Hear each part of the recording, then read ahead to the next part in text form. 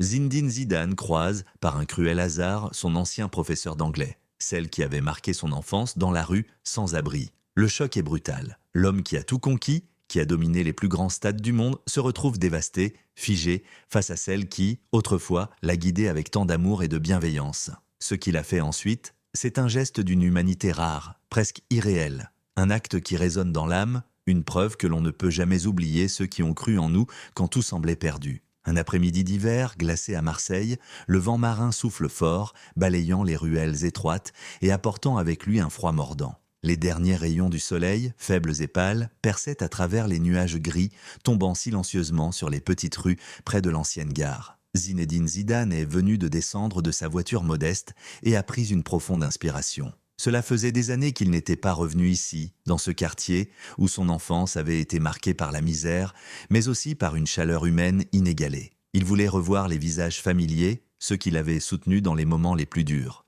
Mais en tournant le coin d'une rue, il s'arrête net.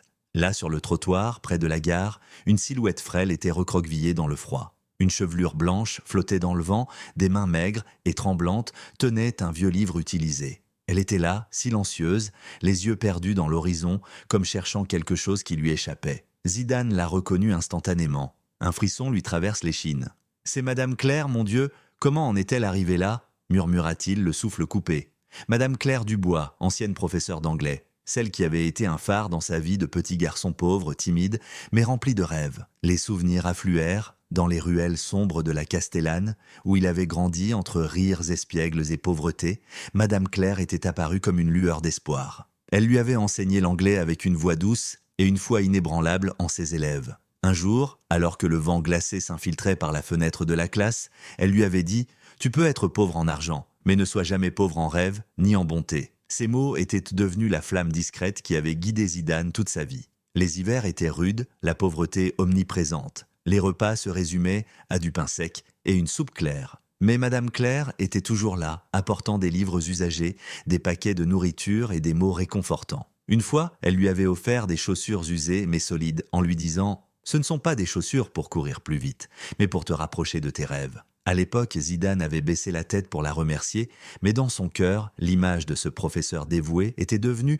une partie sacrée de ses souvenirs. Puis, la vie de Madame Claire avait pris un tournant tragique. Son mari, un homme au grand cœur, était décédé après des années de lutte contre la maladie. Son fils unique, englouti par les dettes et les mauvaises décisions, avait vendu leur maison, leur dernier repère de bonheur. L'école, où elle avait donné tant d'années de sa vie, avait réduit ses effectifs et elle s'était retrouvée à la rue à un âge avancé. Tout ce qui lui restait était son vieux manuel d'anglais et ses souvenirs d'enseignement. Parfois, elle enseignait encore quelques phrases simples aux enfants errants, juste pour sentir qu'elle avait encore un peu de valeur. Zidane la regardait de loin, son cœur serré. Il la voyait, tremblant, feuilletant son livre, ses yeux fatigués se perdant dans la foule. Une vague d'émotion lui serra la gorge. Lui, l'homme qui avait fait pincer le monde à ses pieds, ne désirait qu'une chose à cet instant. S'agenouiller devant elle, cette professeure qu'il avait tant admirée. Il s'approche lentement, ses pas résonnants comme les battements de ses souvenirs. Madame Claire leva les yeux, un éclat de surprise traversant son regard avant qu'il ne s'éclaire de reconnaissance. « Zizou, c'est toi » murmura-t-elle, la voix tremblante mais pleine d'émotion. Zidane s'agenouilla, prit ses mains glacées et murmura « Madame Claire, pourquoi êtes-vous ici? Comment en êtes-vous arrivée là? Pourquoi ne m'avez-vous rien dit ?» Sa voix se brisa, ses yeux rougis de larmes. Elle esquissa un sourire doux mais triste. « Je ne voulais déranger personne, Zizou.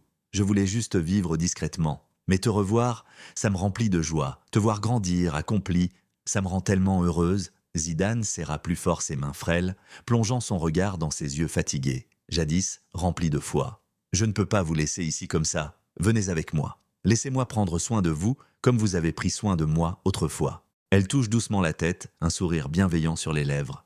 « Tu as déjà tant fait pour ce monde, Zizou. Je ne suis qu'une vieille femme qui n'a plus grand-chose à offrir. » Mais Zidane ne la laisse pas finir. Il se relève, la soutenant délicatement. « Vous n'êtes pas un fardeau, madame. Vous êtes celle qui m'a donné un ciel entier. » Les deux restèrent là, sous le vent d'hiver, près de la gare, où les bourrasques marines hurlaient. « Tu es toujours le même, Zizou ?» dit-elle, la voix faible mais pleine d'affection, toujours ce petit garçon sage qui sait toucher le cœur des autres. Zidane esquissa un sourire rare, un sourire précieux. « Vous vous souvenez quand j'ai cassé la vitre de la classe? Vous ne m'avez pas grondé, vous m'avez appris à réparer mes erreurs. Aujourd'hui, je veux réparer ça pour vous. » Ils parlèrent comme si le temps n'avait jamais passé, comme si les ruelles sombres de la Castellane résonnaient encore de rires d'enfants et de leçons tendres. Madame Claire lui parle de ses années après son départ, des autres élèves qu'elle avait guidés, des après-midi passés à regarder par la fenêtre. Zidane écoutait, ses yeux brillants, repensant au petit garçon qui rêvait de fouler les grands stades. « Vous savez, dit-il, la voix grave, à chaque mai marqué, je pensais à ces chaussures que vous m'aviez données. Ce n'était pas juste une paire de chaussures, c'était la foi que vous avez enregistrée en moi. » Madame Claire rit doucement, une main tremblante effleurant la sienne. « Je voulais juste que tu voles loin, Zizou. Et tu l'as fait. » Le ciel s'assombrissait peu à peu, mais Zidane ne comptait pas laisser Madame Claire dans ce froid. Il l'emmena dans un petit restaurant où ils partagèrent un repas chaleureux. Quand il lui offrit un endroit à l'académie de football, elle ne pouvait pas y croire. Un petit dortoir, une vie nouvelle, loin des rues froides. Zidane lui offre un nouveau foyer, un monde de rêve et de chaleur humaine. « Je veux que vous restiez ici, que vous enseigniez l'anglais aux enfants. Ils ont besoin de vous, dit-il. » Les premiers jours, Madame Claire se sentit à nouveau utile. Elle enseigne avec passion, guidant les enfants à travers les mots et les rêves. Peu à peu, elle se sent revivre, entourée de la lumière et de l'amour des enfants. Mais la vie a toujours des surprises. Un jour, son fils Marcel réapparut, brisé, ivre, suppliant pour de l'argent. Madame Claire ne voulait plus l'aider, mais l'amour maternel est une flamme difficile à éteindre. Zidane, voyant l'injustice, intervint, confrontant Marcel avec les duretés de ses choix. « Madame Claire est une femme qui a tout sacrifié pour toi, et tu la prends pour acquise, dit-il froidement. » Marcel s'éloigna silencieux et ne revint jamais. Madame Claire, ignorante de cette rencontre, continue à enseigner. Elle savait désormais que Zidane lui avait donné bien plus qu'un toit. Il lui avait offert une famille, un monde entier. Dans ce centre, où des rêves de football se construisent chaque jour, elle a trouvé un nouveau sens à sa vie, donnant sans retour tout ce qu'elle avait reçu. Et chaque jour, en regardant les enfants courir, elle savait que l'amour et la bonté étaient les plus beaux cadeaux qu'on pouvait offrir.